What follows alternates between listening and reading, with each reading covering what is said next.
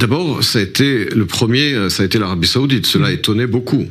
Israël a été le premier à être étonné par cette décision saoudienne. Normalisation avec l'Iran par le biais de la Chine. Le rôle majeur de la Chine dans la région, cela signifie quoi? Cela signifie qu'aujourd'hui les Saoudiens n'ont plus confiance dans les États-Unis pour bloquer le programme nucléaire iranien. Et donc dans ce contexte, alors même que l'Arabie Saoudite aujourd'hui ne veut plus continuer à perdre du sang et de l'argent par exemple au Yémen, c'est des dépenses énormes, elle a un déficit budgétaire du fait du déclin des prix du pétrole historiquement depuis 2014. Donc l'Arabie Saoudite aujourd'hui préfère arriver à un accord par le biais de la Chine. C'est un message envoyé aux États-Unis. Mais les autres pays sunnites vont suivre et sont en train de suivre parce que l'Arabie Saoudite est un pays phare dans le monde sunnite. L'Égypte est le plus grand pays arabe.